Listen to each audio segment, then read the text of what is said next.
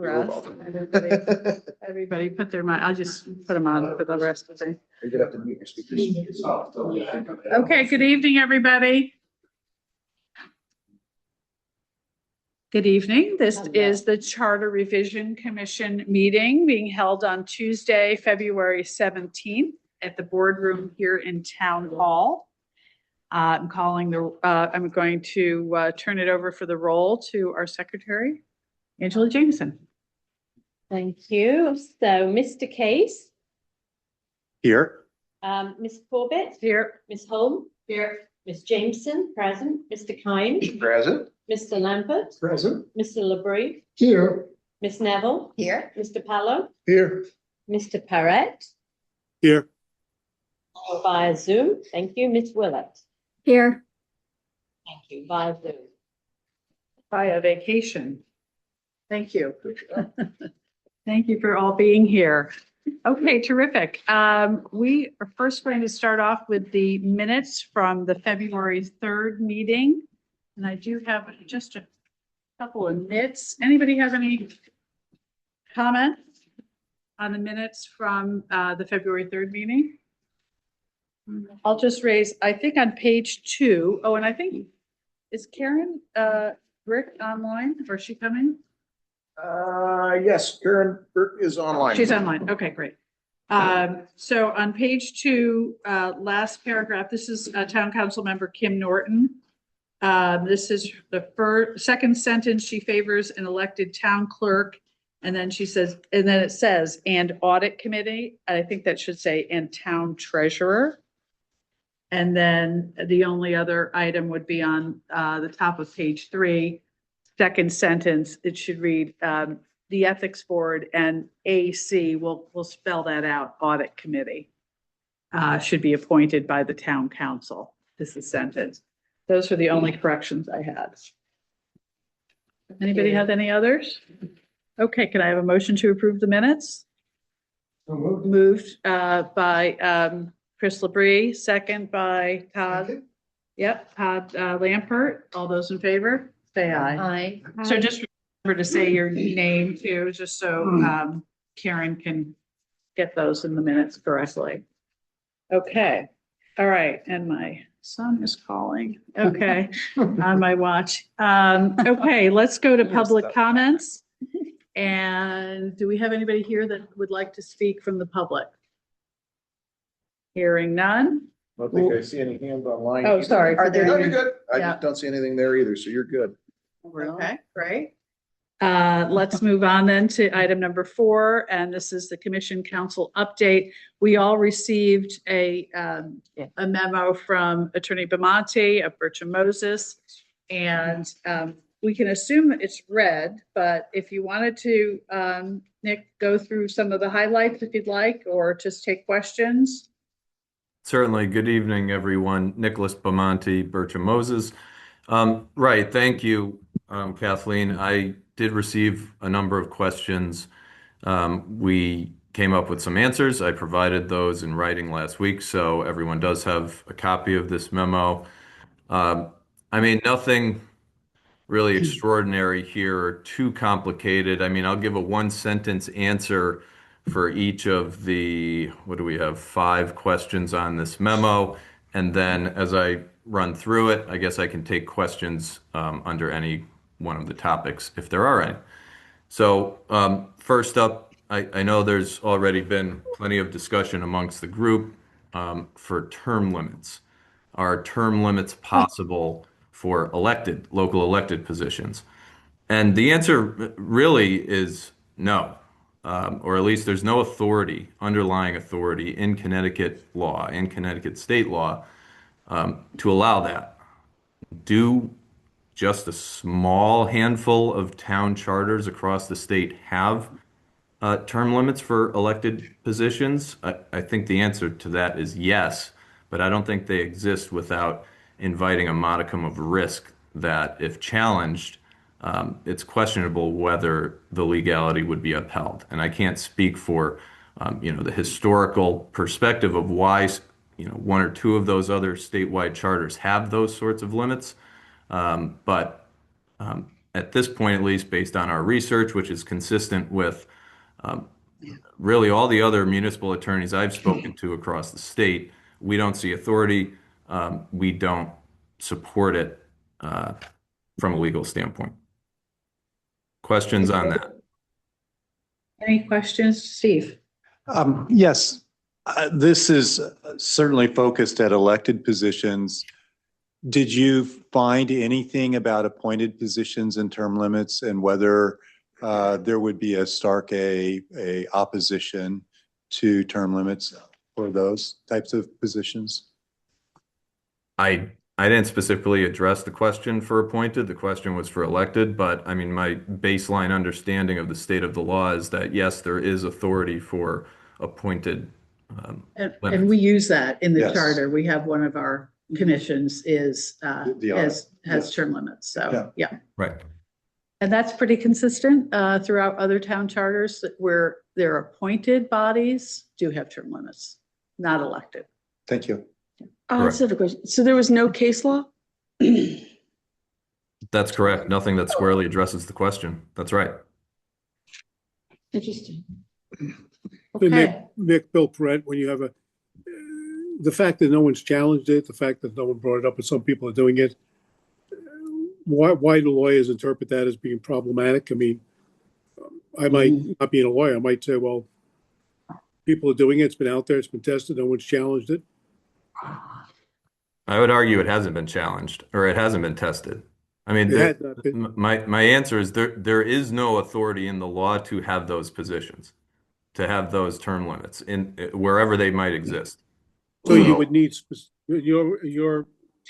you would feel that you would need specific authority in the law, is what you're saying. I don't feel I know that. And that opinion is consistent with every other municipal attorney I've spoken to, including many not within my own firm. Okay, thank you. You're welcome. But just to clarify, so no one has tested it in the courts? Has anyone challenged an elected term limit for a local position in the courts? No, we're not aware of that. Okay. Okay. Any other All right. questions or comments? Just one question. In your spare time of your board, maybe check New York and some other jurisdictions if there's any support for either one of those. that- To what end, Todd? Yeah, what's the?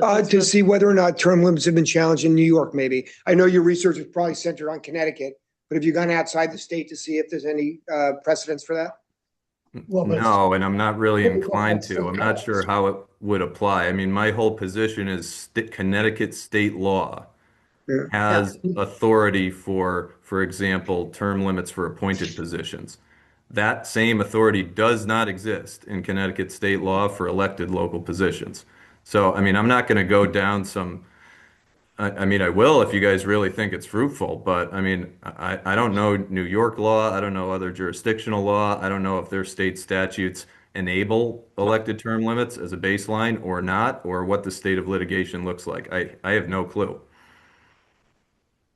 I don't think it's worth taxpayer money to spend to do that. I think it's pretty clear under Connecticut law. Okay, let's move on to item number 2.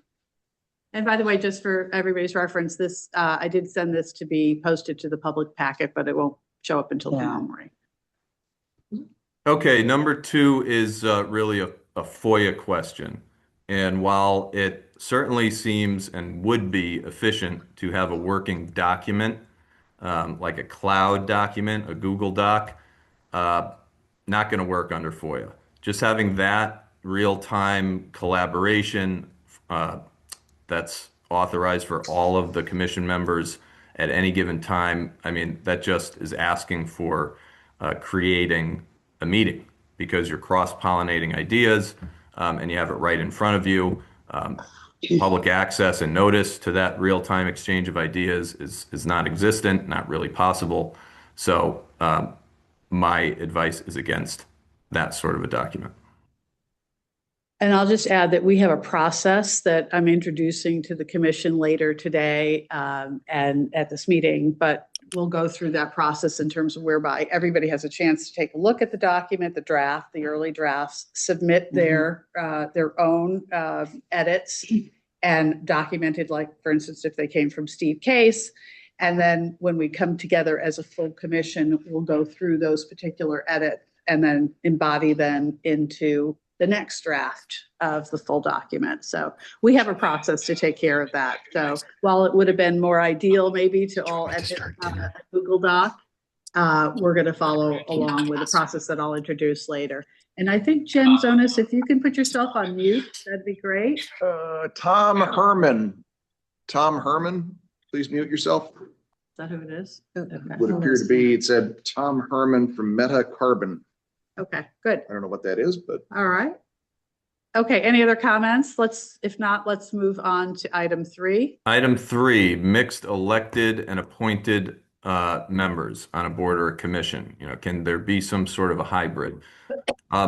We looked, again, starting at the state statutes for, you know, are appointed and elected board members authorized? Yes, state law authorizes that we can have local boards, local commissions that are, and the language is such that it is not specific enough that the statutory language says it must be one or the other.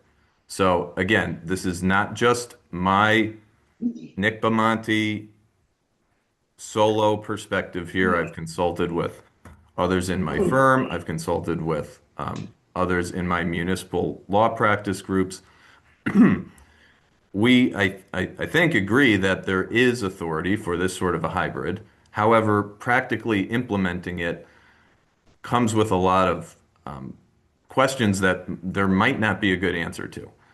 In terms of examples, we could not come up with really any. I spoke with Steve Mednick, who has been mentioned before in some of these circles. Charter revision is one of the things that he does a lot of work. I said, Steve, have you seen this anywhere? And the answer is no, with the exception, the very rare exception in 1 or 2 cases where a Board of Education, which is technically under state law, a separate entity from the town, the Board of Education has gone to the legislature to get special legislation approved to have that sort of a membership setup where there's some sort of a hybrid. Absent that, completely untested. Again, there isn't any case law on point answering these questions. And if you look in the memo I prepared, there's a host of questions, problems that deal with minority representation, alternate member, what do you do with officers, voting powers, some of those types of concepts that get a bit murky when you're thinking about this sort of a hybrid setup. But the answer to the legal question is it legal? Yes. Any questions? So Nick, Any questions? Bill Perret, when I first read that, I just said, okay, check the box, I understand. But as you were talking about it this time, and I was sort of internalizing it a little bit differently, certainly in Fairfield County, but maybe statewide, and I don't know statewide, there are a preponderance of entities that are elected. And so therefore, you know, if you have elected officials sort of wanting to filter in a couple of appointed, it probably would make a lot of sense, and I understand your memo. But here we have a preponderance of entities in our geographic area that are elected, except for us. And I'm not asking you to comment on it, I'm just observing. That might, in my mind, that might reflect differently as to the conclusion individually we might reach. So I understand your advice, I understand your counsel, but we probably didn't ask the question quite the right way. Fair enough. Happy to answer any questions that come my way. Any more on that topic? Go ahead, Judy. Yeah, Identify yourself. Judy Neville, just to question, what was the hybrid situation on the Board of Ed that passed muster? I don't have that level of detail. I could probably find it. But I mean, was it granular or was it really just? something that they tested and was in the courts and prevailed, or what? No, I mean, no, they made it a law.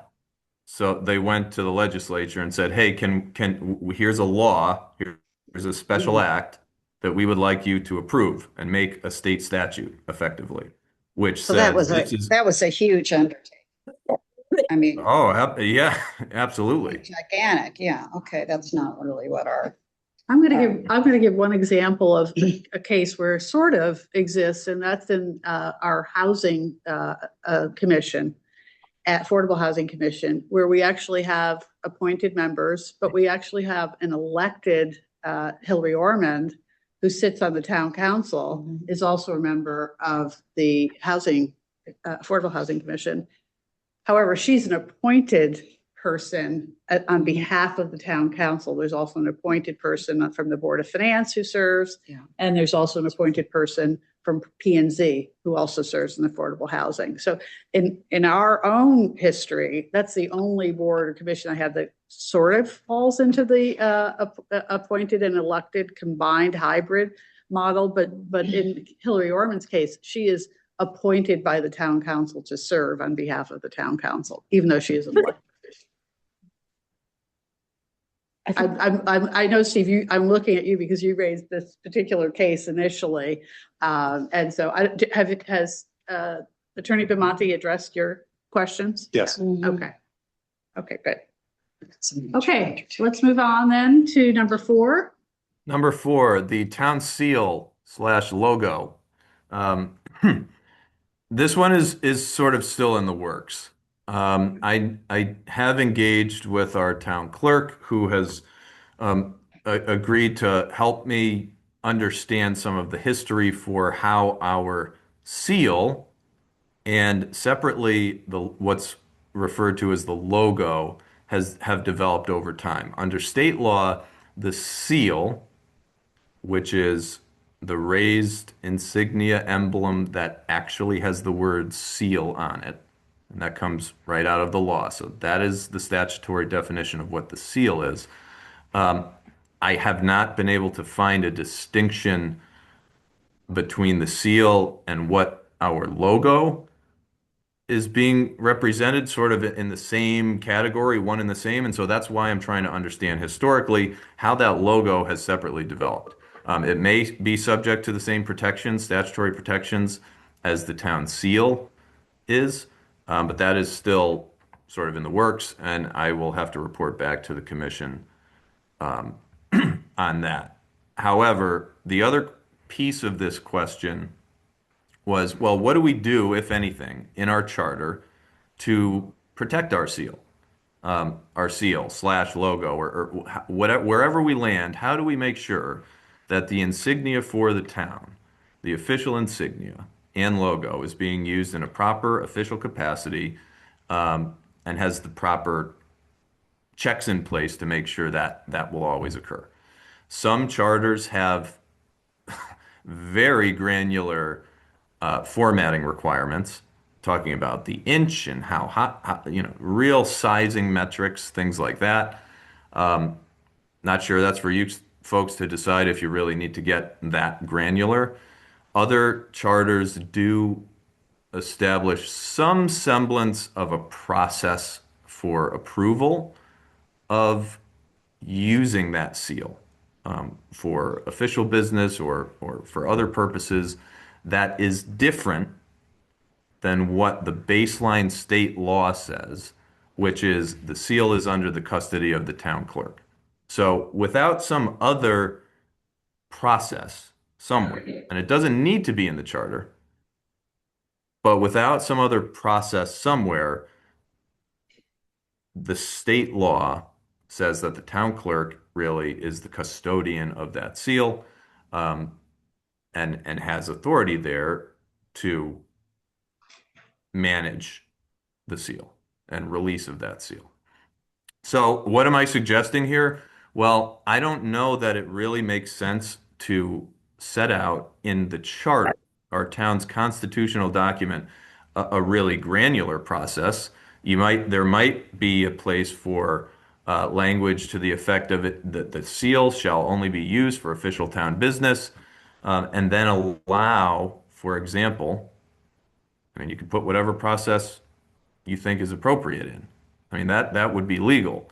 But logistically, it may make more sense to allow that more granular process for approving the use of the town seal to occur through an ordinance passed by the town council that doesn't require an ordinance, or even it could be a Board of Selectmen policy that's passed by resolution.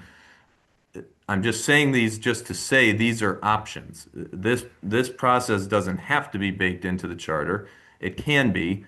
If it isn't, I mean, it may make some sense to allow a more granular process by ordinance or policy so that the charter doesn't have to be reopened entirely every time there's some sort of best practice or change that goes along with that.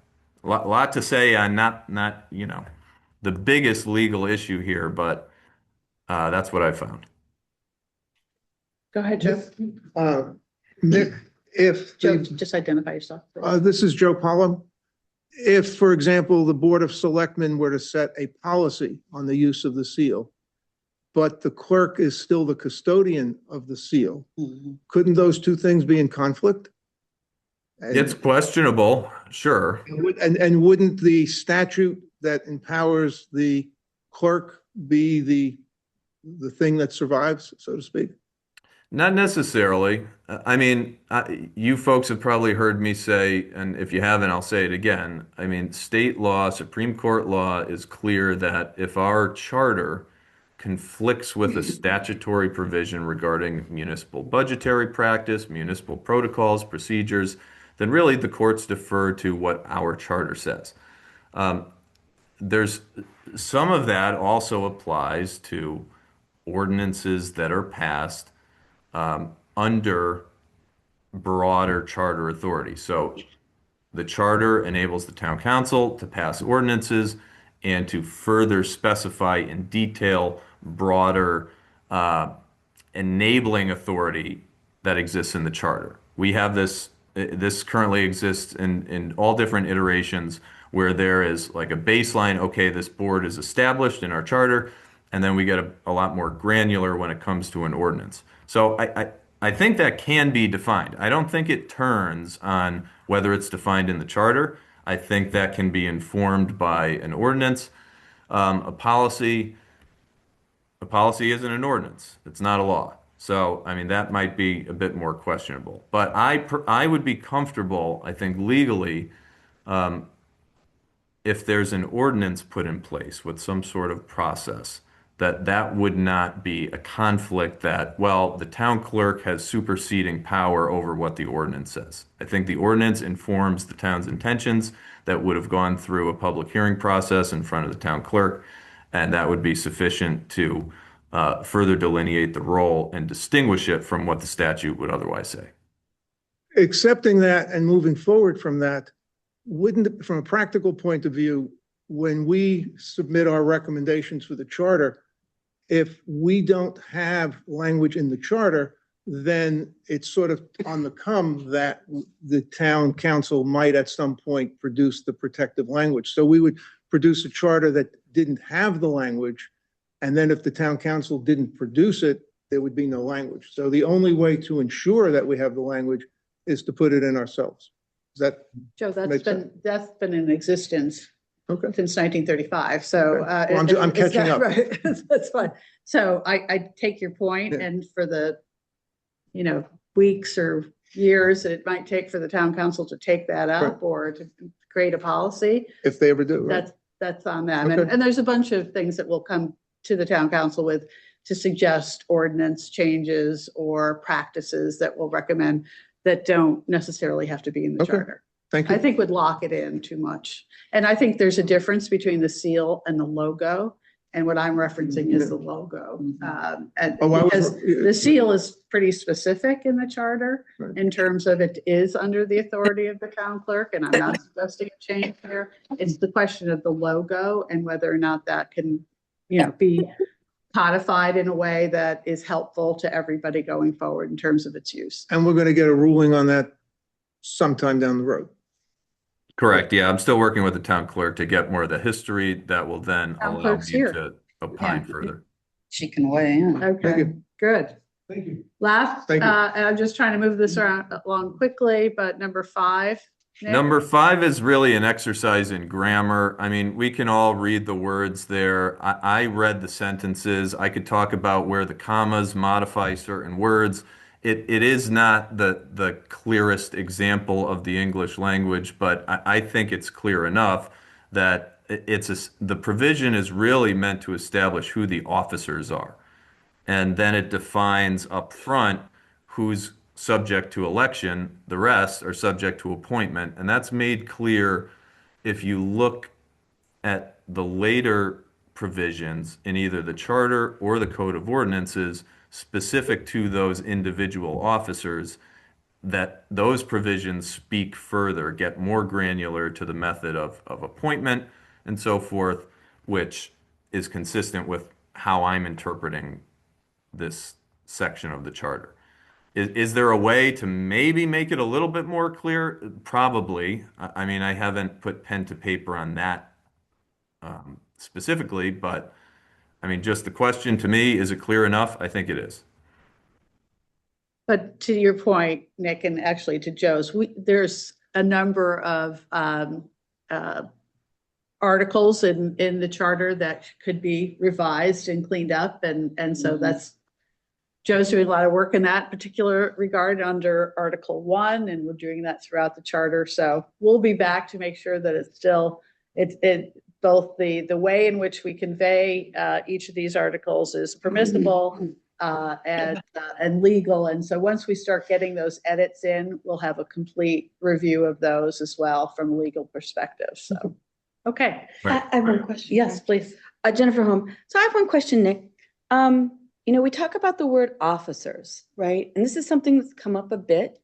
In the state statute, is there a definition of an officer? And are there greater powers for officers than other people or entities identified?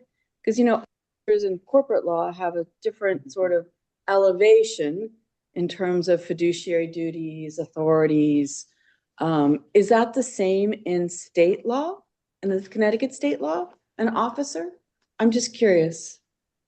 Because I've been reading a lot of charters, by the way, and I don't see sometimes a lot of the use of the word officer in some of these. So it's sort of an interesting thing that we've sort of had a brief discussion about. Is there anything? Sure. I've seen officers used, I've seen officials used, I've seen Yeah. both used in the same charter, confusingly. I think we might do that. The answer is officers have the powers and duties that our charter and code assigns to them. I mean, it's really just a word to capture these folks in one bucket. So, I mean, those are the officers. Is there a separate statute that clicks into place that says, okay, if you're a named officer under the charter, you have XYZ powers? No, that does not exist. It really turns on how we define the roles of these individuals. Okay, so if we exclude someone from being an officer, but they're still in the charter, then there's a differentiation there. Give us an example.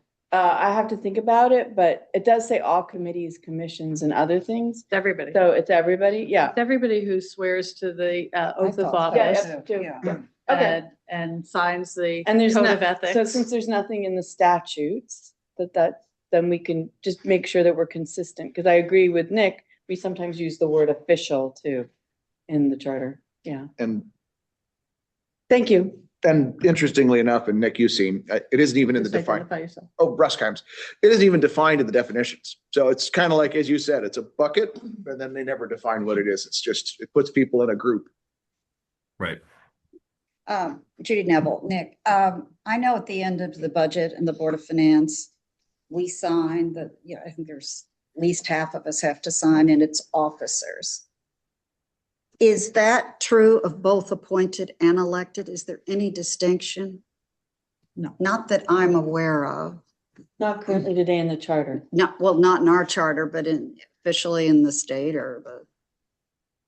No, again, I mean, the only distinction is in whatever the powers that are laid out and whether they're elected or appointed, really. I mean, I mean, even in this example of this provision, I mean, we have a handful who are elected and a handful who are appointed, and they're captured in the same sort of bucket again, so to speak. So no, I really,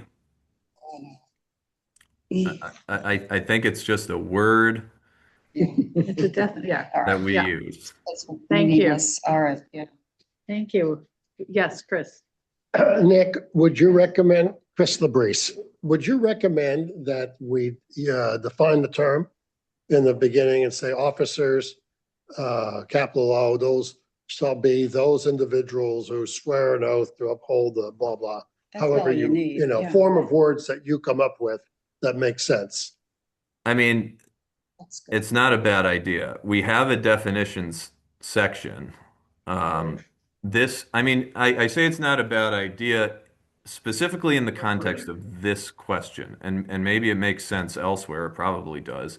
But I mean, the question here is, well, who out of this batch of town officers, whatever officers means, is elected and appointed, and it's a little confusing the way these sentences read.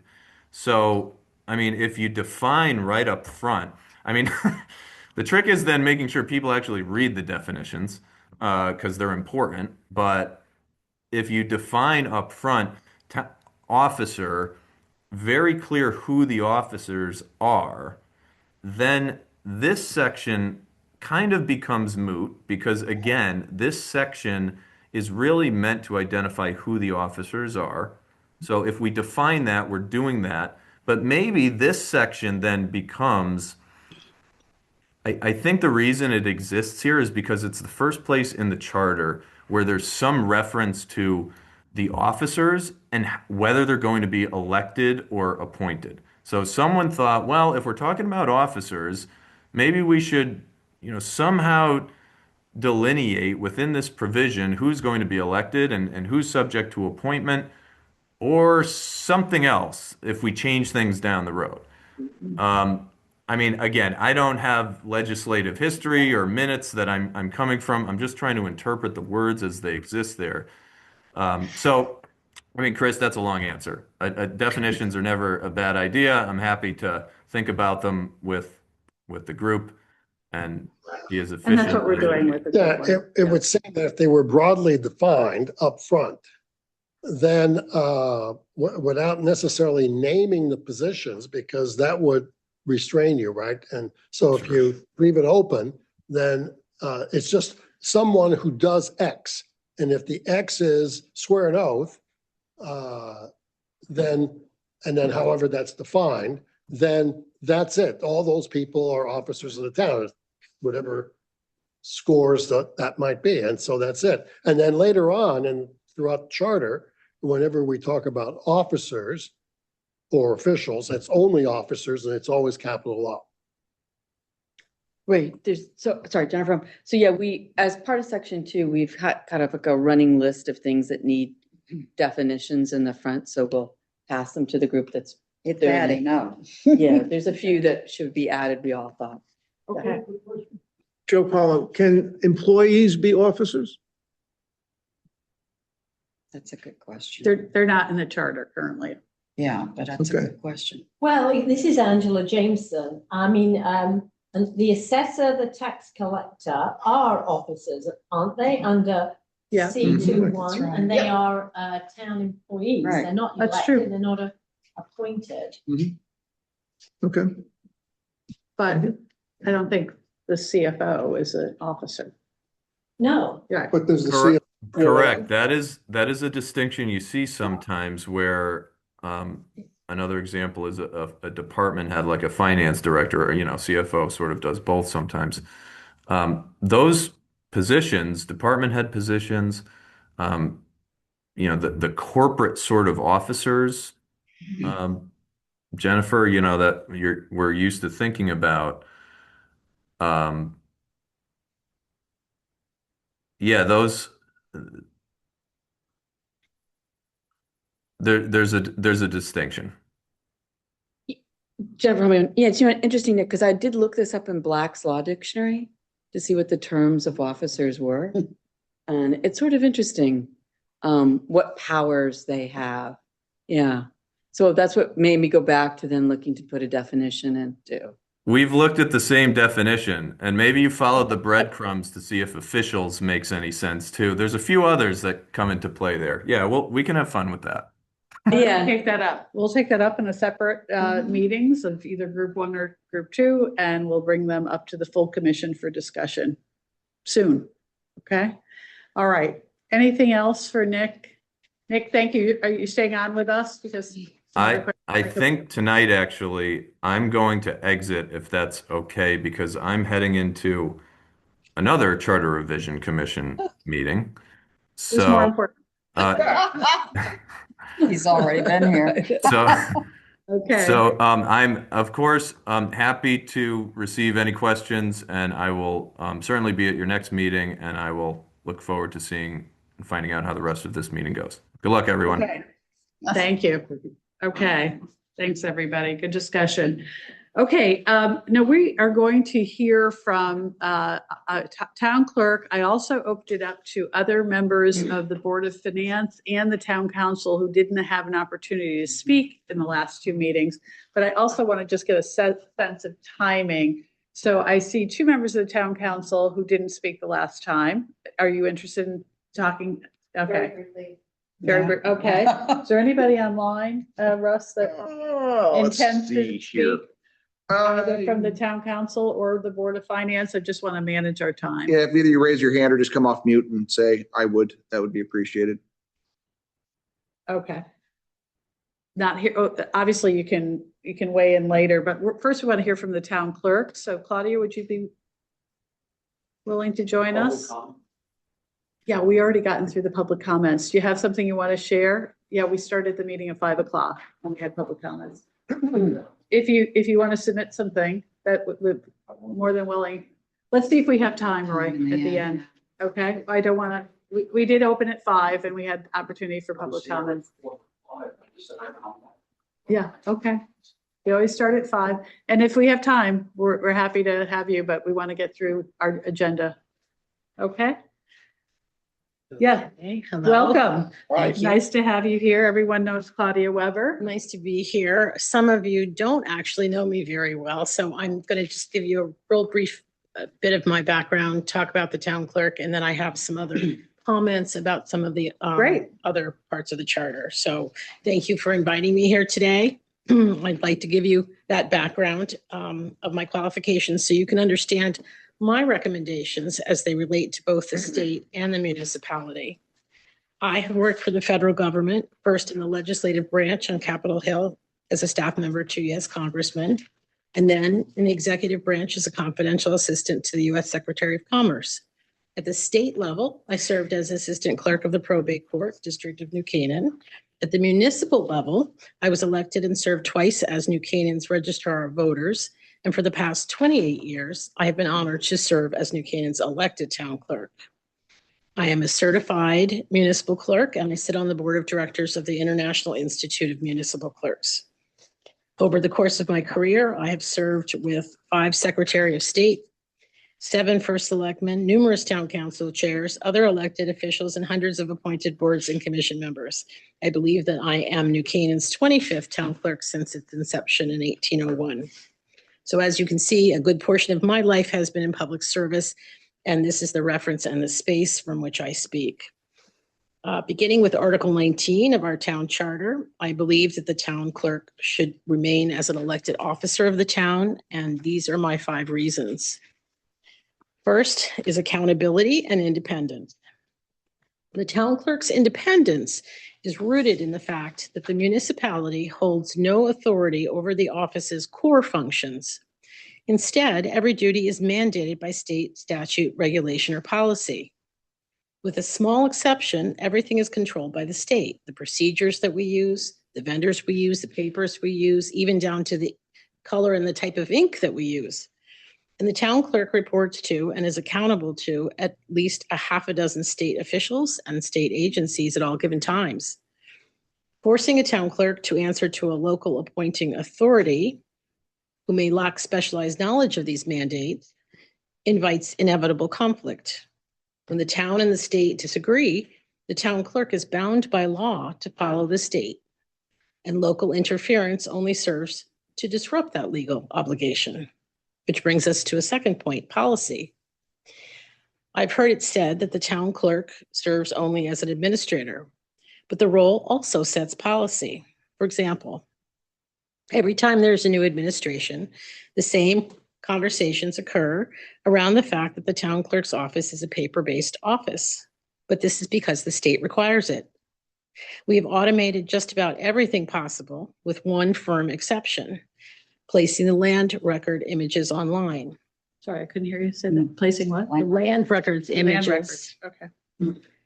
While the index is searchable online, the signatures and the property descriptions remain offline. Why? Because our New Canaan constituents have been clear. They do not want their sensitive information on the internet. We've seen the damage of local identity theft and fraud firsthand. Some suggest spending $40,000 on redaction to hide social security numbers, but that misses the point. Even with redaction, placing these records online with signatures and property description still increases the risk of title theft and mortgage fraud. We are accountable to the voters, not the large companies who would come and sweep up all the data and resell it for a profit. I've also heard criticism of my office that we were operating in the 1950s, which someone recently reminded me that the 50s were a pretty safe time, simply because our land records were not available online. While others may prioritize a shortcut, my priority as an elected official is the privacy of our residents. We are always happy to accommodate all those who cannot visit us in person, but we should not sacrifice data security for the sake of digital accessibility. Here, the town clerk has set policy. Third point, cronyism. While there are no guarantees on the experience or knowledge of an elected town clerk, having an appointed one opens the door for the appointing authority, presumably the town's executive branch, to appoint his or her friends, political loyalists, and others who also have the potential of having no experience. An appointed town clerk may feel beholden to the appointing authority. And to avoid this, there must be a separation of powers, which brings me to the fourth point. Checks and balances.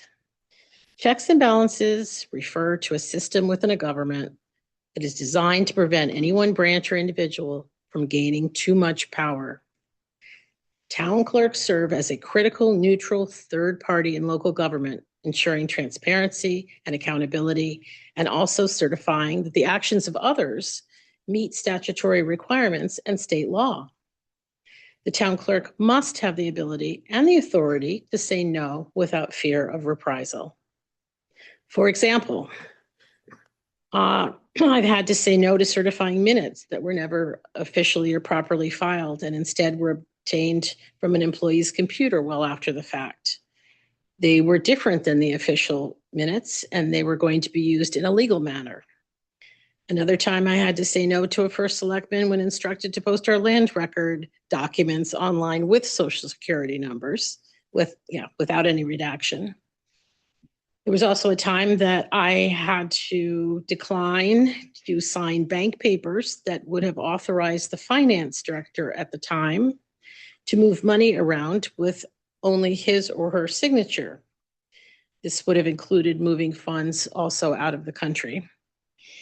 Finally, I chose to ignore directions from a rather influential political figure at that time to slow down on the absentee ballot process at the end of the day, which would have then disenfranchised a very specific group of voters. These are just some of the examples that demonstrate why the independence of the town clerk and the separation of power is really important. And the fifth reason, elections. The town clerk by statute oversees and manages the absentee ballot process, all referenda, and the certification of municipal elections. There should be absolutely no influence on that process by any appointing authority or otherwise. An elected town clerk is accountable to the voters. They live here, they know the community, they're invested. If the voters feel that the town clerk is not performing well or is not listening to their concerns, the voters have the ability to vote them out of office. And I believe that's why nearly 2/3 of the cities and towns in Connecticut have opted to keep an elected town clerk. With an appointed town clerk, the voters have absolutely no say. And so for that concludes town clerk. For the rest of the charter, I have a couple of comments. Section C2-1. Do you want to take a pause here? I could. And just, and obviously happy to go back. Do we want to start our questions on just talk about town clerk position? Okay, go ahead. Angela Jameson. So Claudia, thank you so much for your outstanding service to the town of New Canaan, both as a registrar of voters and as town clerk for 28 years. However, at some point, you will probably decide you'd like to retire. I'm framing it that way. You know, at your living choice. forever. Clearly, I'm living forever, right? Yeah. But what does concern me is how easy it would be to find someone who is a resident of the town to run for office, because this is clearly an office where it's very important that there's professionalism, integrity, but I also think experience in record keeping. So that is something that does concern me. Do you have any thoughts? I can understand your concern, absolutely. I will share with you that when I came on as town clerk, I knew quite a bit about elections because I was the registrar at the time, and I also had grown up in an office. My mother was the registrar of voters for 25 years. My stepfather was the other registrar of voters for 25 years. So I knew that portion of it very well, but I knew nothing else.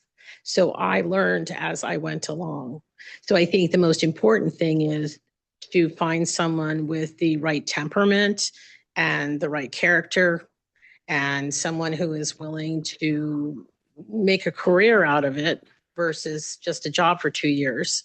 Someone who really wants to invest 10 years, 12 years, 15 years.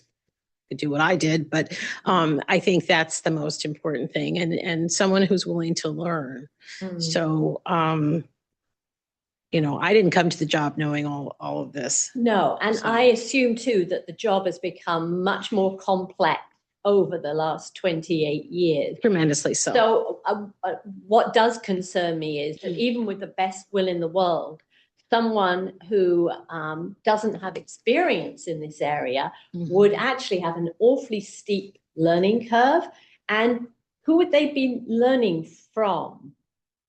Well, I'm not going anywhere too quickly, so I certainly would be willing to help transition someone into the role. And, you know, hopefully I will have a solid team of staff by then, and a complete team.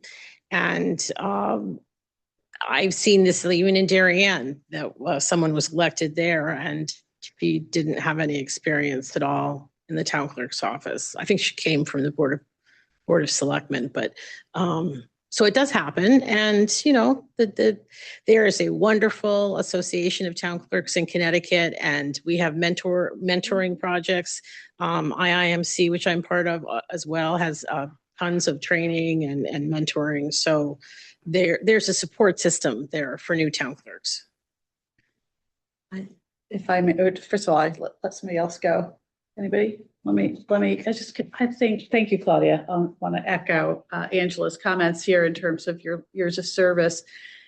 As I heard you speak about your commitment, you know, giving 12 years, 10, 12 years and so forth of your life to this, the fact that it's an elected position that you have to run for office every 2 years, to ask someone other than you, because you stand out, but to commit 10, 12 years, that sounds to me, and maybe I don't have it right, as more of somebody who's committed to an appointed position. And rather than elected one, it only, if I just may, only in that you could be run out of office in 2 years for reasons not even related to the quality of your work. But where if how many times have you run against somebody in the general election?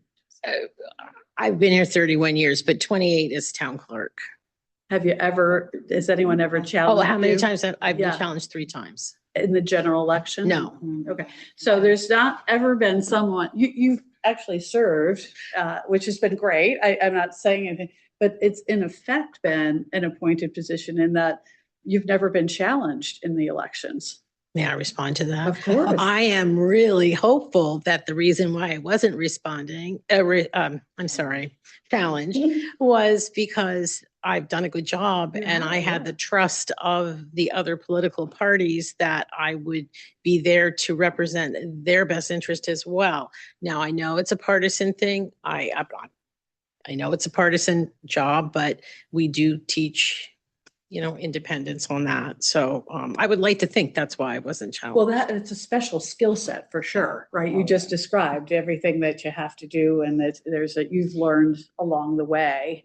Having the voting background certainly helped you in terms of knowing a good portion of what that job is all about. So that's great. I'm just acknowledging that what you've described is something that if a town hadn't elected, and I actually just did a quick count, how many towns do you think actually have an appointed town clerk? Just if you happen to know this off the top of your head, I can tell you. 60 something? Yeah, 72.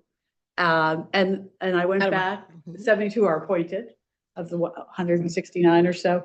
I went back 10 years, the charter revision that because we seem to do this discussion every 10 years, as we recall. And it was Russ Kimes Sr. who did the work on that, and it was 30 that he identified. Now, we didn't have the benefit of the research that we can do now in terms of quickly looking at all that. But so that seems to me like towns are moving in the direction of appointed. Did I have that wrong? I don't think they're moving very quickly. From 30 to 72? Yeah, no, in 10 years? Yeah. Well, there's only 169 towns. Yeah. It seems like that's been the trend. It's been trending more to appointed. And I'm just curious why. I mean, do you hear that from your fellow? Well, I do know how it happened in the first place. Someone made a mistake when they were redoing the statutes and put the word may instead of shall in there. So that's how appointed town clerks came to be. You mean in the Connecticut statutes? How long ago? It was maybe 7 selectmen ago. Really? In the state statutes, not the charter. Okay. Yeah. Okay.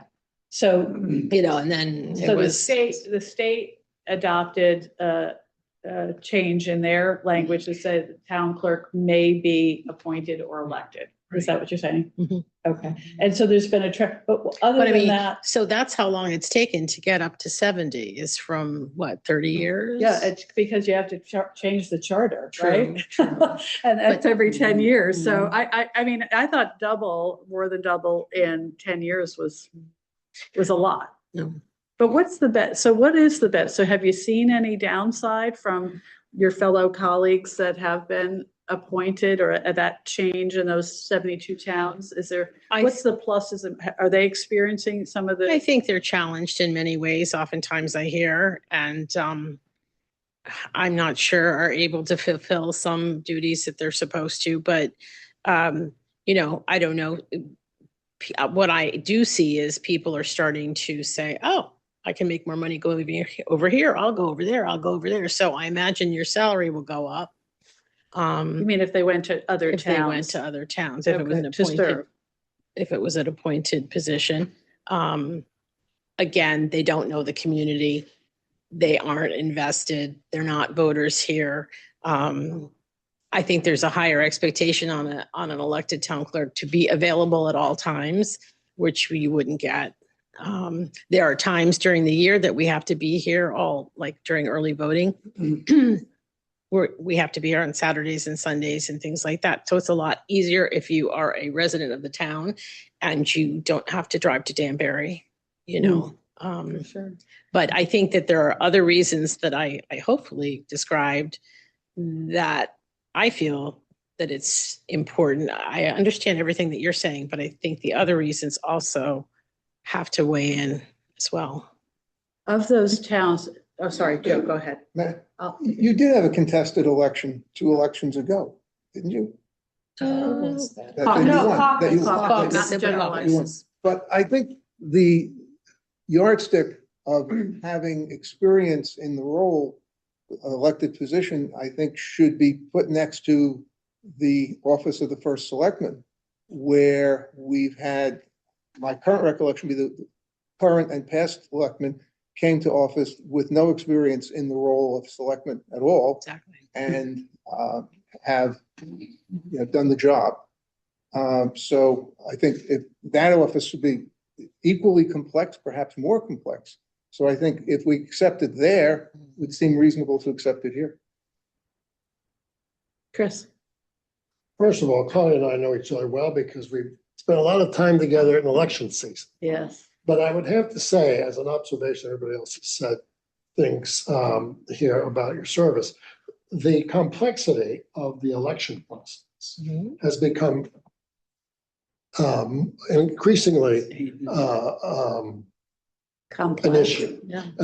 There are, and this town has a very efficient election process.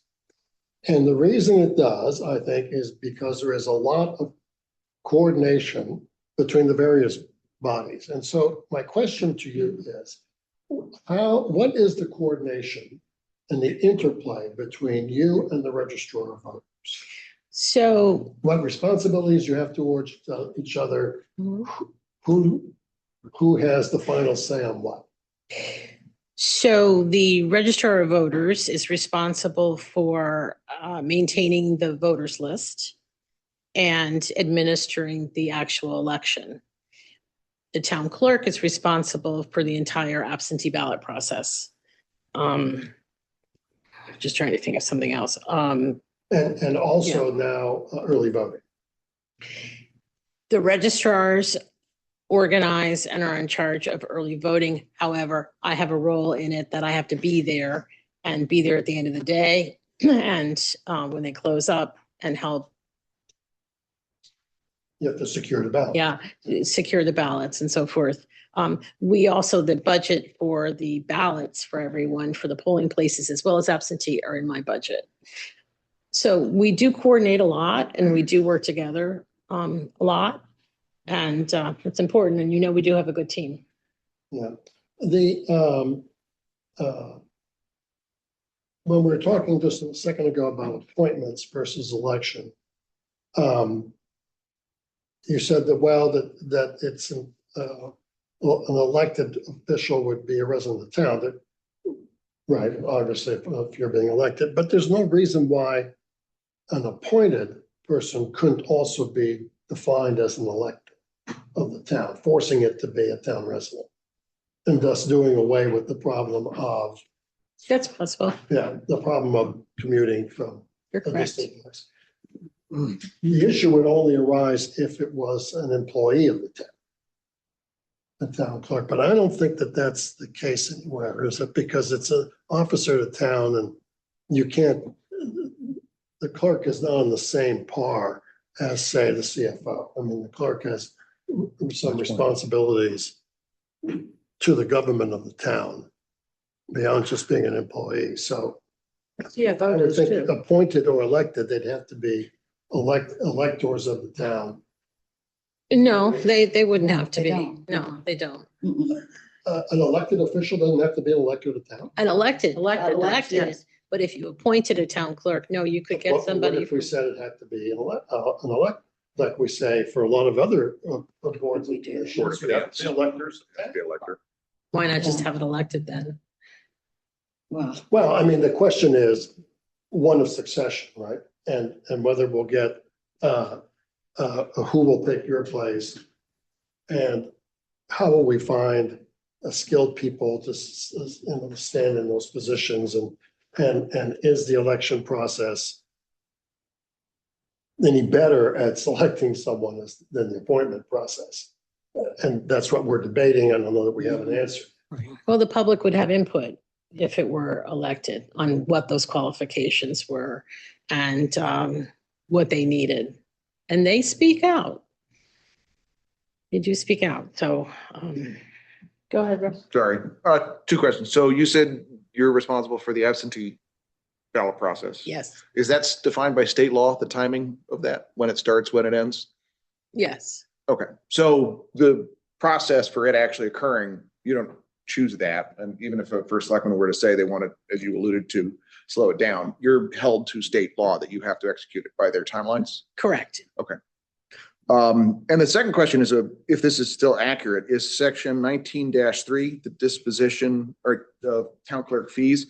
It says they shall be deposited by the town clerk with the treasurer, and then the town clerk will file with the treasurer a full statement. Is that still accurate, or is it something that goes through the finance department nowadays? The deposits go through the Curiosity. finance department, but all the accounting goes on a monthly basis to the treasurer. So the we first still part goes do to that. finance, the second We- part goes to, Mhm. is it? We still occurs. file with the treasurer a full statement of receipts. Yep. Okay, so that language probably needs some updating. Aren't you also the certifier of the election? Yes, so a town clerk will did I miss that part? I just want you to, I want to understand that more on how Yes. that plays to your independence. Well, yes, so I have to certify a municipal election where the Secretary of State certifies a state or federal election. And so that's another element to an elected town clerk. An appointed town clerk could be an awkward position if there was a tight race with either somebody from the executive branch or someone who everybody wanted to see get in. Also, it's the town clerk that seats, how do I explain this? If you have a minority party that receives more votes than, how do I say this, above the 6 and the 4, believe it or not. So there's a way that somebody can get more votes on a ballot, but not be seated because of the majority representation. representation. Yeah, Mhm. limitation. Right. So that the town clerk is the one who decides that. So that Right, answers but your you're, question. as town clerk, you're not completely politically independent. I mean, you're a Republican and you run, you're appointed by Republican caucus and Republican Party supports you. So I mean, independence goes so far. Well, that goes back to the character of the person. The Yeah, same and would be actually, true of some and Democrats. so that Chris is, this is Angela Jameson. Chris's question picks up on something that I wanted to ask you about. So it's been pretty apolitical during the time that you've served. You've not been challenged in a general election, but we have to think about the things that could happen in the future over the next 10 years. And there could be a risk that when you decide to retire, that the election becomes more politicized and that you get more politicization creeping into the job of the town clerk, not least because every 2 years you've got to go back to the electorate. How do you see that risk of greater politicization in the future? Well, there is a risk for that, and I think that with an elected situation, you have a chance to course correct, because the executive branch presumably could put in someone who was very partisan. And if it was an appointed position, you would not have any way to get that person out. But if you had an elected officer, in 2 years, you could course correct and put up somebody else. Todd? Yeah, hi, Todd Edward. Hi, Claudia. Hi. Thank you for everything you do, first of all. Well, you could always course correct because you could elect a different first selectman. That's just a separate issue. That could then appoint somebody different, right? It's possible. Possible, but my bigger concern is, you've been here for 20 plus years and I think everybody agrees you do a phenomenal job. Is there a chance that as if and when you elect not to run or you're not here, that there's nobody to even run, that nobody will run, that there's not a qualified person to run? And therefore, like, if you can appoint, you can go outside of New Canaan and find somebody, because your qualifications are unique, and you gave us a pretty long view of what you do and your service. So My concern isn't what you do or your independence, which I respect. It's like, what happens if we have to replace you and there's nobody here that can do it? Like, there's just nobody here in New Well, Canaan. Don't forget, there's a staff Yeah. that works very hard, very Yeah. diligently, and they Do are they live in New getting Canaan? trained. Hey, this is the problem. I'm not saying, Well, yeah. I'm just giving you an idea of a problem that I see, not today, in the future, if you're not here. Is that an assistant town The clerk? assistant Exactly. town Yeah. clerk can step in and Is- the assistant town clerk has my signatory power. Is there an assistant town clerk currently? No. Yes, I'm not saying, I'm saying. Not an at the assistant election- to, but an actual assistant. yes. I'm just talking about at the next election, like, how do we fill that role? Like, if you get to a point, it's easy, you can always find somebody. If you have to, I'm just saying, and I want your opinion on it, that it's a question. What's the question? What happens if you're not here? Is there definitely somebody in New Canaan qualified to take over for you that would run, that we could replace somebody with your qualifications? Well, I would hope so. I would hope so. I would, like to think about that and, Yeah. I mean, I can't name names right now. You know, so- with first selectman, there's a lot of people that run companies. Probably an easier job, I would think, to fill first selectman than what you do, which is sort of a little bit unique. At least in my mind. That's my only concern is, how do you fill that within an 18,000 person or 20,000 person population with somebody that hasn't done it before? I do appreciate what y'all are saying, but I still feel that the risk it's not worth it. And by the way, I'm not taking a position, I'm just raising an issue. Yeah, that I gave, that I think it's really important that it has an independence from other branches of government. It has a lot of responsibilities. And I'm just concerned about if it does go to an appointed, and especially having somebody from out of town that knows nothing about out of town.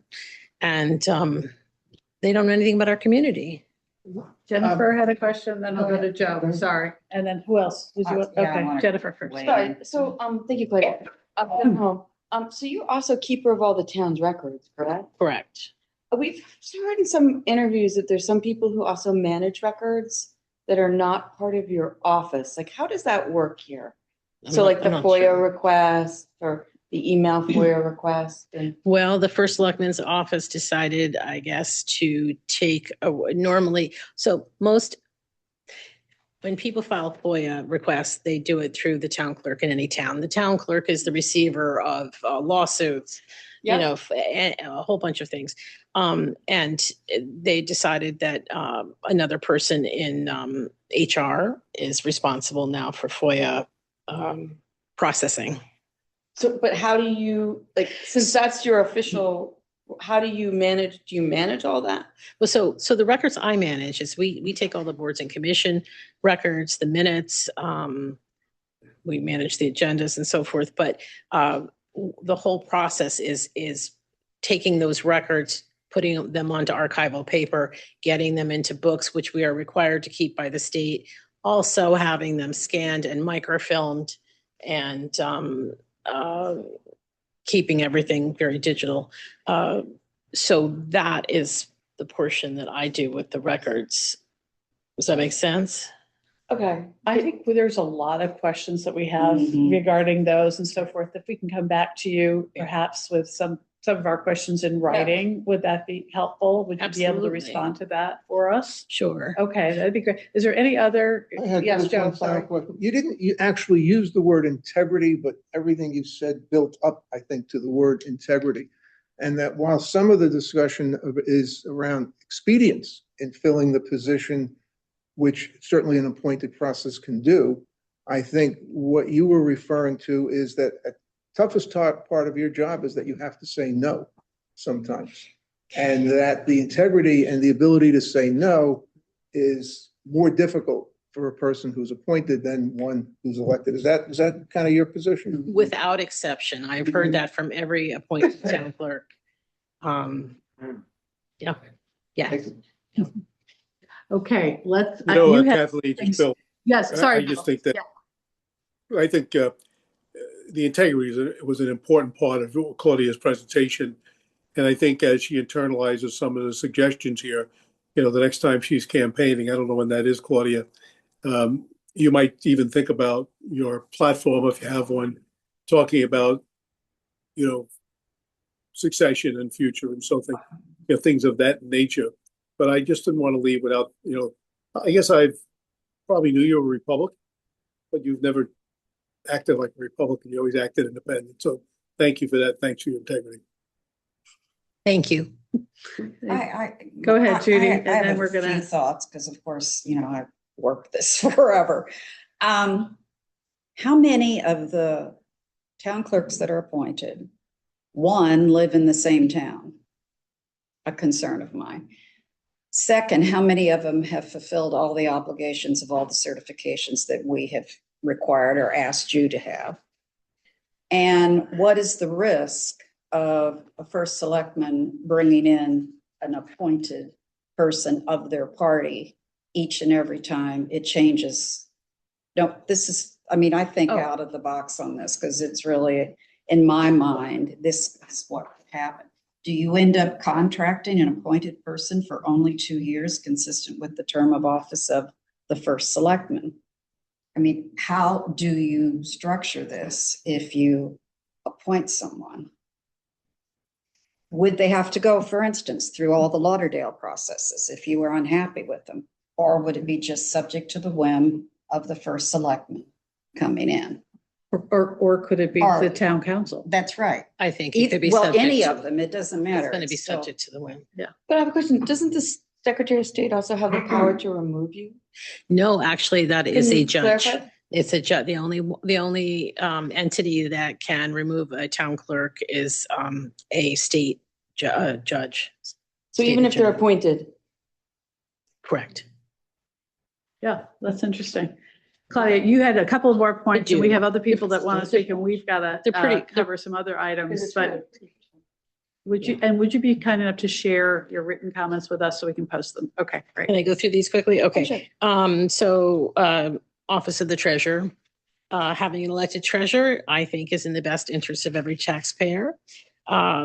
Independent oversight by an elected treasurer is also our best defense against the concentration of power that allowed for Bridgegate in 2011, when hundreds of thousands of dollars were moved by a couple of town officials without any public or legislative review. We must keep this position accountable directly to the voters, not the administration. To eliminate the checks and balances that a separately elected treasurer can and does provide would be a serious mistake, in my opinion. Section C2-1, same section. I had a comment about town officers. You had brought this up. The last charter change designated all appointed members as official officers. And I think that's created a necessary confusion and an oversized roster of officials. It also conflicts with section C2-4, which allows non-residents to serve on committees. And the result is a troubling contradiction. We now have town officers making decisions for our community who do not actually live or vote here, clouding the lines of authority and local accountability. So I believe that only elected officials of the town should be considered as town officers. I also believe that non-residents should not be allowed to serve on committees, and that the latter can certainly attend meetings in an advisory role, which I think would be important. Section C3-2, Board of Selectmen. I believe that the board, you should consider the board being increased to 5 members. Over the years, I've personally heard over and over that the minority party has no one to caucus with and that they are left at a disadvantage. I agree. And I think a 5-member board would also encourage more diversity of thought. Section C3-8, secretarial assistants. I think secretarial or administrative assistants should be hired from an outside source and not someone accountable to the first selectman. In not doing so, an imbalance is created and it blurs the line between the separation of powers that's supposed to exist. Think of agenda setting, creating minutes. So I just think that it should be an outside source. And I also have found, I know that there have been times when boards and commissions have asked for help and they haven't gotten it. So I don't know how you rectify that. Section C 5-19, tax collector. After our tax collector decided to retire, our assessor was assigned to manage the office of tax collector in addition to his own office. I think this is an incredible conflict of interest, and from what I can see, violates our charter. The two offices are separate for a reason. The assessor assesses property. The tax collector collects the taxes after the mill rate is set. You wouldn't want the assessor influenced into assessing a higher value because he or she was told that we had to raise a certain amount of tax for the year. So I believe that the two offices should be separate and that we should hire or elect a tax collector. Section D4-15 referendum. Can I ask a quick question there? Yeah.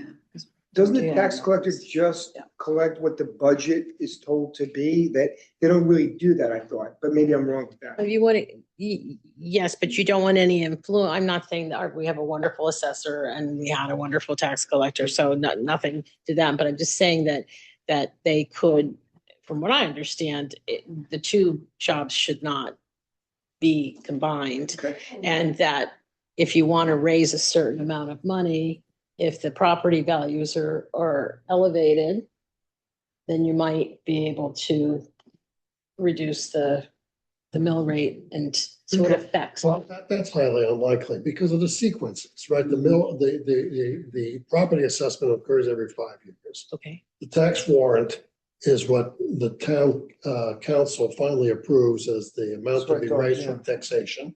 Okay. The warrant is sent out to the tax collector, and it's only that amount of money that the warrant is allowed to collect. So this is a straw man. I don't know that I heard Wilton might have done this, but I don't know other towns that have combined the two. Well, the question There might be a goes reason. because we couldn't find somebody Yeah. who was willing to take the job. Okay. This goes to Todd's question, you decide to go to Florida henceforth and the heck with this. And the town's running around saying nobody wants to run. Now what do we do? And Oh, I nobody- think we'll and combine this nobody's- with the treasurer. Oh my God, Yeah. and nobody Okay, how has- many more do you Go ahead, I'm have? sorry. Claudia, How many more do you have, Claudia? Just two. Okay, why don't you go through that and then we'll come to your question, Okay. Jennifer. Referendum, C4-15. I believe that the sale, purchase, or transfer of any public land should also be subject to a referendum if the public desires it. And I believe I that do that too. language should be added to the existing 3 reasons that we can call for a referendum now. They're very small. There's just 3 reasons. And I get this all the time from people who would like to have that Would you put input. a limit on that, saying like it's gotta be over $1 million so that small pieces they can transfer and do different You things could. with? Yeah, You right, could. put some limit on, okay. What I like were the other two? I'm sorry. The Three reasons, the Yeah. reasons, you can hold a referendum on any ordinance that the town Right. council Right. passes. And then the other 2 reasons are any appropriation or any denial of appropriation. Thank you. Yeah, those are the 3 Those are the reasons. current Those three. are the So we current would- 3. We would, yeah, right. So we- we would be adding a 4th. Do you have any opinion on Yeah. planning and zoning, elected or? Could I just want to ask a question. You mentioned something called Bridgegate? Mm. That was Sorry. Jersey. Yeah, it was another state. Is that another state? No. I'm sorry, I don't know what Bridgegate There was is. a long time ago, there was a check issued here that did not go through the proper channels and it was not approved. Are you talking about the Lakeview Avenue Bridge? Yes. Okay. Oh, Oh. Yeah. the $1 million Heard bridge. you Sorry, talking we all about the call it big thing. Bridgegate. Sorry. I'm like, Yeah, what is yeah. Bridgegate? So with a treasurer having oversight on the check, those large amounts of checks that are issued, that would have been stopped at that point. And they would have been instructed to go get permission Oh, I see. So- through the appropriate channels. And then you also mentioned someone came to you for a signature to open up. Is that typical that the clerk is engaged in those sort of activities about opening bank accounts? When the town opens up a new bank account, I have to certify that the officers that want to be signatory, signers on there are actually members of our You're government. using your seal. I'm using my seal. That's There we go. correct. All That's right, right. let's talk. One last question. Yeah. And that the accounts Finish have my been question. authorized. Oh, guys, Just we keep the don't, accounts we're been running out of authorized time by here, the so clerk. let's use, okay, guys. So I just want to understand, so you basically also, not only as town clerk, act as a control? Mhm. Okay, I just want to be sure I understood Todd. that. Planning and zoning, elected or, Planning and appointed. zoning, boy, that's a tough one. I would like to hear more about a hybrid situation. thank you. Okay. But we You know where can't that do goes. that. Okay. Okay, can't do that? Okay. We Yeah, can't- we've okay. been told that. Sorry, I had your last point. That's all right. I wanted to mention that that I don't know if you can put this in here, but in the event of a discrepancy between the minutes and the meeting audio or video recording, that the meeting recording shall take the precedence. The minutes should be amended without delay to accurately reflect the recorded proceedings.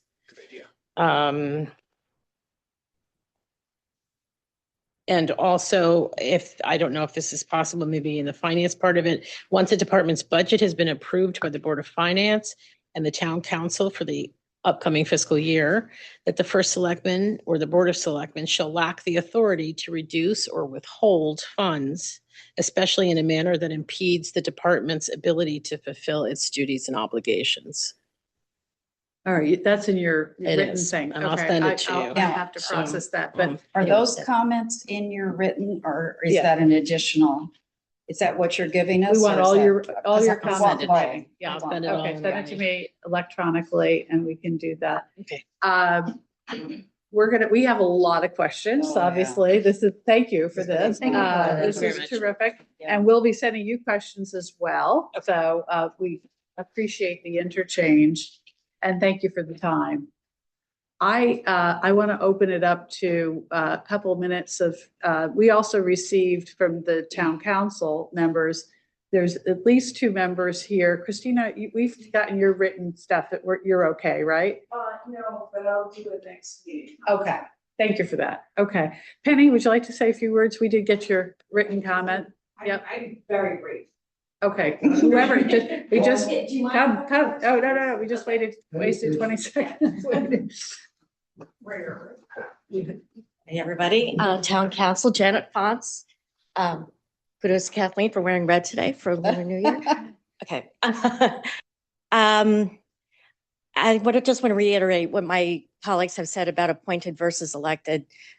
I believe firmly that, Board of Finance and P&Z should be appointed. I mean, running for elected office is really hard.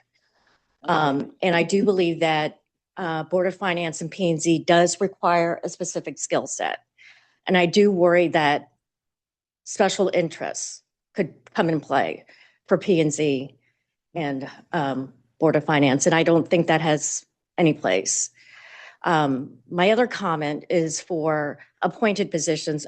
What is a common problem is you hear very qualified people not being or not willing to put their hat up because they hear that it's a Republican or, position, or it's a Democrat position. I don't believe that we should label anything other than it's a position and you serve the town. I don't know if anybody was at the last Canaanite coffee, but there was someone, Katie Owsley, who said she's had a hard time getting on inlands and wetlands because she's been told that that's a Republican position. So I would like to see some codifying and how the appointed positions are, how that process goes about. In terms of replacing somebody Yes. who was or is. Exactly. Okay. So I think it's not very clear right now, Okay. That's how interesting. appointed positions get, done, how they're appointed, because I think what should happen is when there is an opening, you have one person from each party. That person who is resigning or coming off should approach the first selectman. The first selectman should tell the RTC and the DTC that there's an opening. Each party should put up a candidate. And I think, it should be advertised as well on, through the newsletter. So Um, affiliates can. Yes, but I don't think it's very transparent right now. Well, that part of it, that should have happened by One of the now, but Yeah. roadblocks yeah. has to do with minority party representation. Exactly. That's So right. that has to change. That would have to Exactly. change. And I we're think, certainly discussing that. right. And I think parties should only come into play when there is minority requirements, minority representation So if there's requirements. no minority requirement, open field, get as many people, and. Exactly. Like, that's how you get the best That's- people in. Yeah, state statute requires minority representation. That's right. so- Right. If minority representation is only fulfilled and somebody. If you've hit that hurdle. Yeah. Right, Yeah. Then it becomes more of a, my head. right. Yeah, and maybe Angela James and I could just ask Janet how she would feel about if the town charter specifically reduced the maximum number of individuals from the same political party that could be on an appointed board or commission. Towns are allowed to do that via their charter. So instead of it being roughly 2/3, you could say no one party shall have more than a bare majority on an appointed board or commission. And we see this in some of the town charters of other towns around here. This would kind of open up the field, I think, more. I think that could work. Yeah. Kathleen, Define Bill, your majority. One more than One more than the- 50%. So Okay. 7 members, All right. only 4 could be from one party, 3 could be anything else, unaffiliated. Bill Barrett. Go ahead, Bill. Kathleen, my experience has been exactly as stated, either as an observer or participant, that, in fact, I can remember early on one of my first experiences with town government being pulled aside, being explained that this was a Republican seat. And so I understand that, and I understand Angela's suggestion and how one might modify it. What I have a lot of difficulty, though, is squaring it with the suggestion we should stay with appointed rather than going to elected. Because, when you get into this whole idea of appointed and you talk about seats being Republican or Democrat, then you have to get into, well, how long do you have to have been a Republican? How long do you have to have been a Democrat or an independent? Can you switch the year before? Just being elected, I mean, you stand up and say what you believe. And so I just would like the town council to maybe reflect on that a little bit and sort of, why is elected so troubling, particularly for town council members who actually themselves are elected? No, I think it's not a problem, except when there are special interests at play with, P and Z, for example. I do think people are interested sometimes for special interests. And I don't agree with that, but Yeah. never having run for public office, but I've run for office in the corporate world. I would just call a person out for being a special interest person, and you let the voters decide. Yeah, but that's they didn't- exactly right. Yeah. Right, but then sometimes you don't get the right skill level either. If someone is, who is on P and Z that has no qualifications for that job. Yeah, but that's up to the DTC and the RTC and an independent to be flushed out. I mean, if people are not qualified, they shouldn't be, They won't win. brought forth for an elected position. Well, that's not true. Yeah. I know that is, But I mean, you also would- Okay, let me just. Right. Let me call this topic. Yeah. Okay. right, thank right. you, I'm just Janet. saying, We if you, appreciate it. elected is very sorry. hard, so. Hard. Oh, it's very Okay, hard. yeah, Oh, rest yeah. times, Yeah. Janet, Thank you. Janet. Just before we run, one Yeah, of the things that that Nick and council has made abundantly clear is that obviously the charter is the supreme law of the land, but there's a lot that can be done through ordinance, probably including the ability to make a process or a ordinance that requires that appointments have a process flow that allows unaffiliated as well as other people to actually be heard and a process put. So I think that's something that town council could probably do on their own, which I would certainly encourage. We're recommending a lot of this back to the town Back to you council. guys. So we get, Yeah. that's a Yeah. good point. Yeah, Not I'll bring our that up. jurisdiction. Yeah. you'll see Okay. some recommendations to us, but from us to Yeah. you guys. Thank you. Thank you. Appreciate it. And not only that, I Okay. think Deanna does a good job of trying to get unaffiliated voters involved too. Okay. It's So, always Patty- been hard. Penny, why don't you though. just come up It's here been for hard. just a moment? So we did this at the last meeting too, where we had to cut off Christina Ross, but we actually have your written comments. Would you like to share a few of your thoughts? And does everybody have 5 minutes to continue? Oh, yeah. Okay, all right. I know 5 Bill minutes? usually, or however you need, Any with but 5 minutes? you give us what you need. You give us what you need. It's Go all ahead. right. We're Go ahead. here. And this is what you sent us? Yes. Okay, great. Yeah, this is, yeah. And I sent it to you with a timing that I detest on the town council, which was at the last minute. So I'm sorry about that. I want to thank you all for serving. This is something that's been near and dear to my heart for a decade.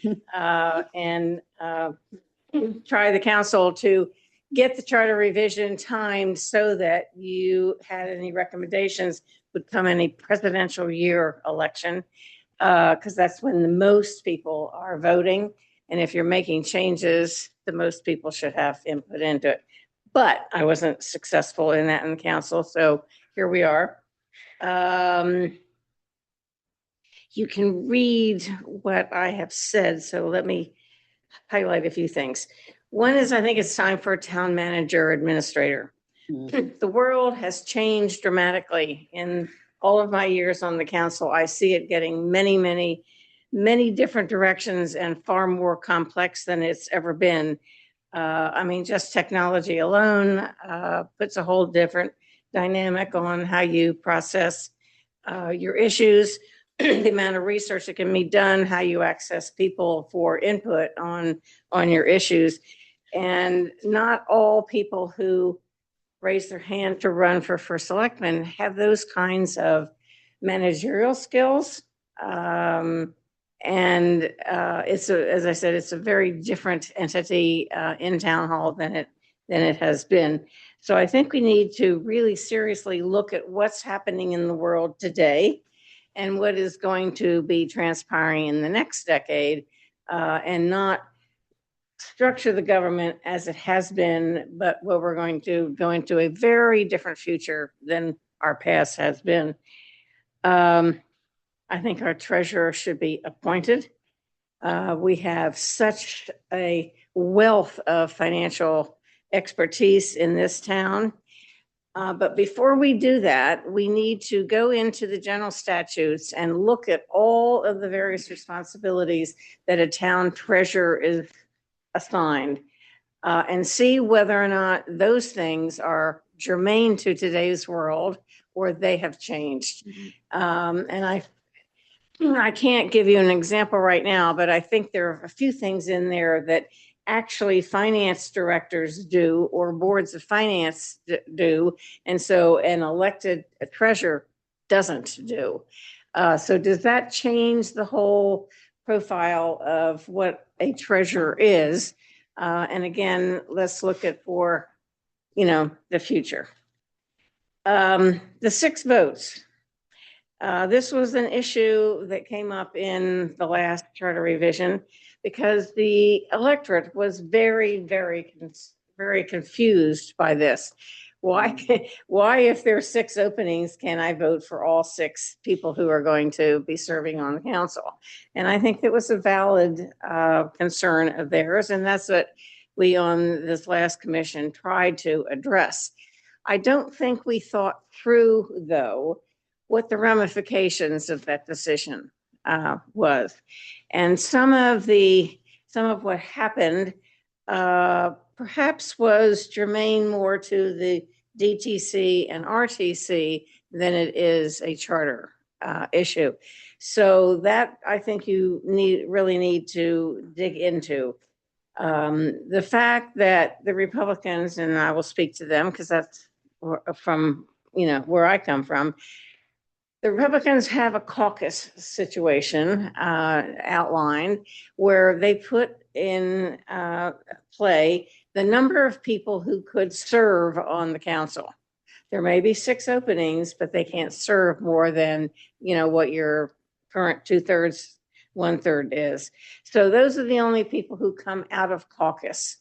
So then comes into play, yes, it's legal to have a petitioning candidate, But what is the strength of a political party if you have members of the party who are not party loyal? And I think that is what happened in the Republican Party here. And because there were more candidates, not a winner of the caucus, then one of the caucus winners, by virtue of the numbers, is going to be not part on, the ballot, and what's happened. So something's got to happen within the Republican Party as to what their process is for selecting candidates. Some of it comes from state regulations through the party, and others are local. So the Republicans as well as the Democrats have to really look at what their process is, especially if we're going to do the different 2/3, 1/3, and if you're going to go into a minority representation situation. I think the Board of Finance should remain appointed. It's really kind of a check and balance situation that we've got in the structure. We have an elected selectman, we have an appointed Board of Finance, and we have an elected town council. So there are various opportunities in the process for there to be additional questioning, researching, coming to a position of consensus in some ways. And the things that are a little bit more problematic, you have time in the various bodies to make some changes. Along with that, though, is, and in keeping of the check and balances, I think that it's time for the town council to be able to adjust the budget. We are elected. We have been elected by the citizenry to represent them. And if you go out into the public and question the electorate, there have been issues that come up that the electorate really wants, but the Board of Finance has cut out. I'll give you one example. Years ago, there was an resource officer in the high school, the little room when you come right in the front door, who was really, really highly respected by the kids. They would just kind of hop in and spill out their problems and so forth. And it was cut. It was a $25,000 expenditure, and it was cut. And what we got back on the council was unbelievable feedback. I mean, if this is what the kids are really relating to, and it's beneficial to their problem-solving situation, why can we not put it back in? What eventually happened is we put enough pressure on the Board of Education, and they found $25,000 someplace, and the position existed. But I think that all would have been a bit more smoothly addressed if we had taken that issue, discussed it thoroughly, and come back to the Board of Education or to the Board of Finance and say that wasn't a cut that really, was that wise to make. I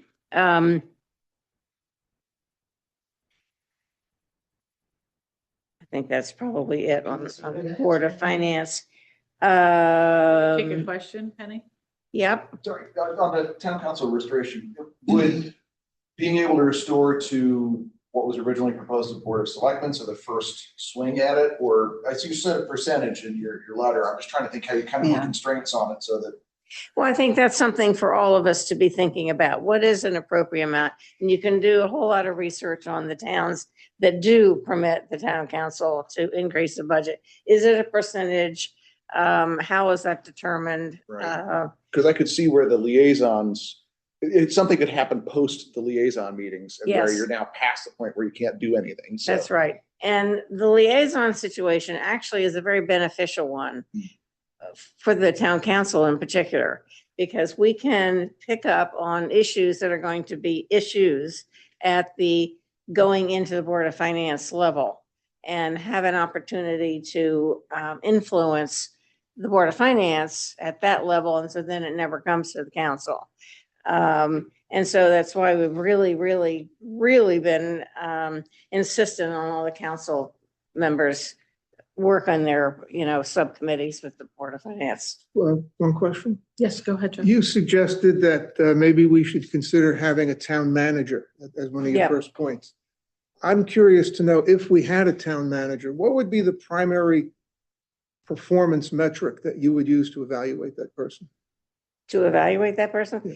Well, if I were writing a job description, the town manager would be an individual who handles all the administrative operational stuff of the day-to-day stuff of the But town. how would you evaluate, what would you measure to say they were doing a good or a bad job? They would have goals and objectives, measurable yeah. ones for each Right. of their responsibilities, Yeah, that's- just like department heads Yeah. do. So you would do a my calculation as question. to What- whether or not they meet it. I couldn't figure out what they could be. But they could be, Yeah, what would be an example of the goals or objectives? well, say management of a personnel department. Say, because you're overseeing that as well. How many people have been, interviewed? How many people have been, hired? How they've done their, 6 months review? Was it a good decision? Was it not a good decision? They're measurable. And Penny, would the things. town manager respond directly to the first selectman? I'm sorry. That's okay. You went out of turn, but go ahead, finish your Okay. question. Go ahead. You're good. Go ahead. Go. Would they answer the first selectman? Is that, Yeah, because that's the only structure within Yeah. our structure. okay, Our government structure. So you could say that the town administrator may be doing things that he knows she's gonna get a favorable.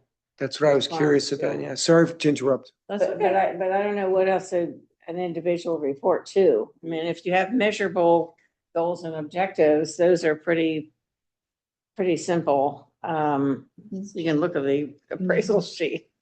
Angela. Angela Jameson. So my question was going to be too, on how to appropriately structure a relationship between a first selectman and a town manager or administrator.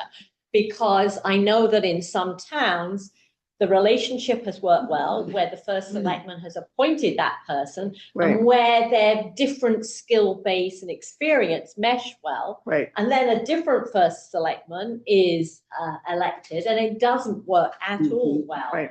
And it seems to me that that's a bit of an endemic friction in a situation like that. I'd be interested in your thoughts. Mhm. Couldn't that happen with any department head and a new first selectman? Someone who doesn't get along with the personnel director, or doesn't get along with public works director, or planning and zoning, whatever, because there are personality conflicts that occur.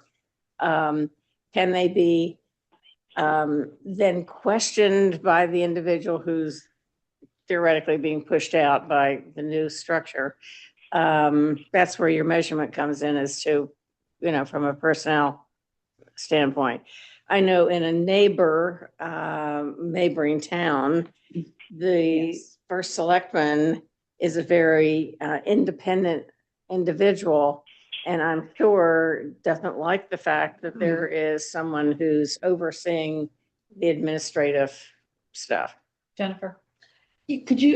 I was gonna go there, but could you also maybe then see that this town manager could report to the Board of Selectmen? So if they wanted to remove that person, it would require maybe 2 votes out of the 3 to remove them, as opposed to as an appointed person. Yeah, and I see where you're going, is that getting the personality. Yeah, we get out of thing out of it, personality yeah. politics, Right. which is Right. can happen, for whatever reason. Right. Yeah. And And would you give this town manager any fiduciary powers, or would you just keep that all very separate? So I'm just curious to see. I think it goes through the normal process. Okay. Department heads can't spend monies without having, accountability for Okay. what they're Chris. proposing.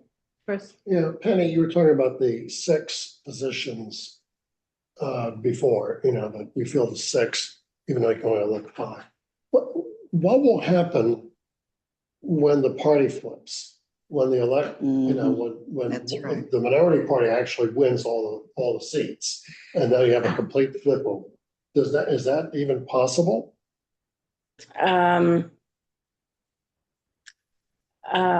Yes, because you're still with your minority numbers. So then the minority party, so So then then what the new hap- majority party would play the 6-seat game.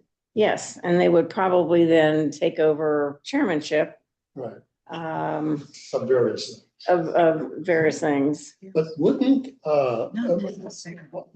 the proportion, I guess that's what I'm getting to, the proportion of minority majority, is that something that we have control over? Or is that state statute? Does anybody know? It's both. It's both. I'm sorry, Angela Jameson, sorry to interrupt, but under state statute, a 5-member body can have up to 4 people from the same political party. So you could have the same situation that you have currently with 3 on the Board of Selectmen, you know, 2 from one party, 1 from the other. But I believe that it might be possible to change that through the town charter and say that there would never be more than a Right, because bare majority. But then we you're can. talking Because about what an we're- elected body, because what which we're- I think is rather different from talking about an appointed body. I just wanted to make that point. No, because what we're talking about here is exactly those representation Yeah. splits, right?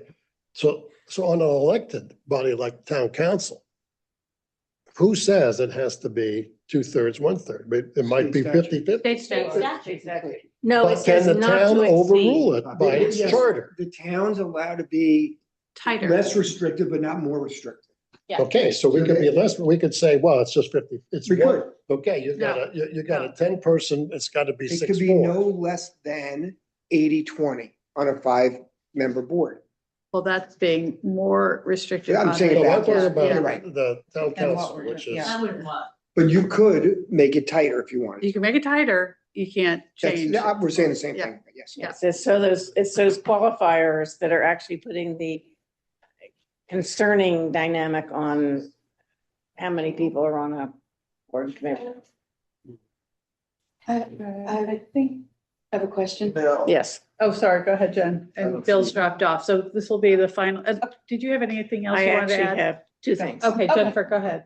No, go finish your 2 things, Penny, and I'll okay. ask you about bare majority. Actually, I have 3 things. One's very quick. Whatever. Planning and zoning. I know planning and zoning is looking at their own structure right now, which I think is a healthy exercise. And I don't know at what point they are and it's whether or not it would generate concern from you. But the way they're structured right now, to have meetings that go always to 11, 11:30, 12, means that there's something amiss within the structure. And whether or not you then split planning and zoning so that you then have time to do planning, which I don't think we're doing a whole lot of, because we're enmeshed on the zoning. So watch what they're doing and be in conversation with them as to whether or not it triggers something for you all. Christina had actually brought that up, and that was a question I was gonna ask her when you come back. Term limits. As you can imagine, I'm not in favor of term limits. That's a joke. I know. Of course. However, I understand from, the lawyer this morning, that's, not an issue. However, For elected. to go along with that theme, I think that your term limit control exists within your electric. When someone runs for election, if the voters don't approve or respect or trust, the decision that an individual's made, they won't vote them in. So How do you there's- feel about appointed, though? How do you feel about appointed positions? Getting- Having term limits? Actually, I'm not in favor of that either, because I think there are a number of people who serve, who bring very definite skills. And again, if they're not producing, and it's very obvious they're not producing within the group, within the administration, it's going to be very obvious. So it's time to move on, but let the Yeah, process. can I ask you, I mean, if you have the authority over the appointment of people to the Board of Finance.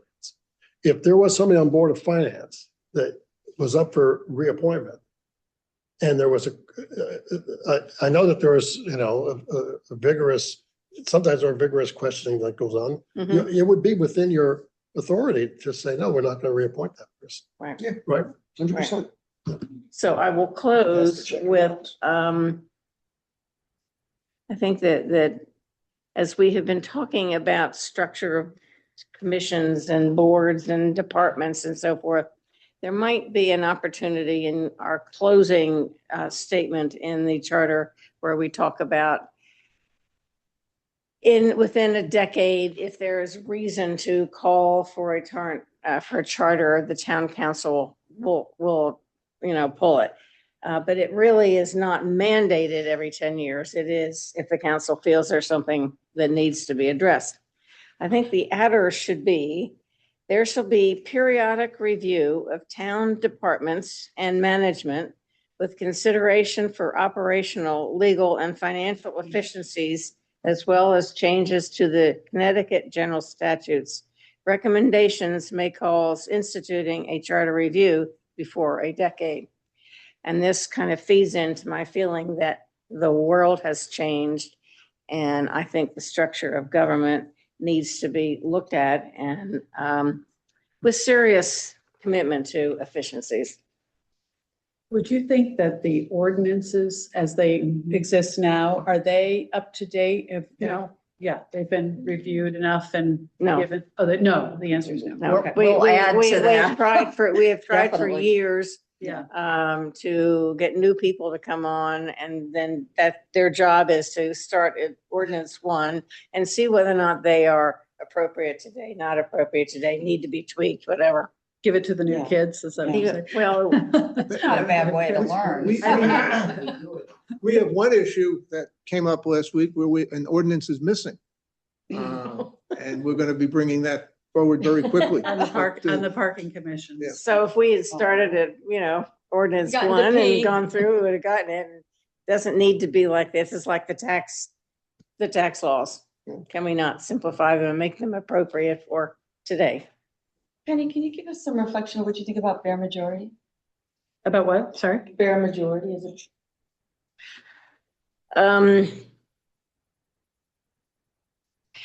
Because of what happened in the past election, how do I say this without being offensive? I think the minority party is energized and feeling opportunities to perhaps unseat, which happened, what has been historically the majority party. So I think all of you have to be very careful in your reaction from the fact that you have a political party and assignment and not make the decision based on what you are as a Republican or Democrat, but as a representative of the electors. Yeah, Steve, final comment? Sure. Well, on that point, how would you get more unaffiliated voters involved in the town government? Well, some of it might be education. Government happens to be a political body meaning capital B. So people who are unaffiliated and not willing to stand up for a set of values and beliefs, they need to look inside themselves and say, why not? Or has the political system gotten so offensive to them that they don't want to be part of it? Then why do they want to serve on a board and commission? I mean, you've got to, at some point, I think, be willing to commit and understanding that there is a set of values that each party has as part of their platform. Though you also understand that serving on boards and commissions, I defy anybody to watch the town meetings and say who's a Republican and who's a Democrat. We're serving the community, and I think that is basically what everybody does.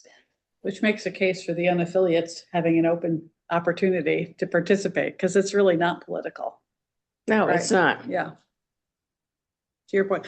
Okay, thank you very Thank much, you. and we appreciate it. We posted those. We've missed every opportunity for us as a commission to speak. And I'm actually thinking about whether or not I'll reach out to everybody. We should have another meeting to cover the things that we skipped over today. And so I'll reach out to see if we can get a special meeting. And we promised Christina to finish hers, and anybody else, and Board of Finance perhaps. Thank you, Christina. The treasurer is coming on the 3rd. Oh, Yeah, he's changed to the 3rd.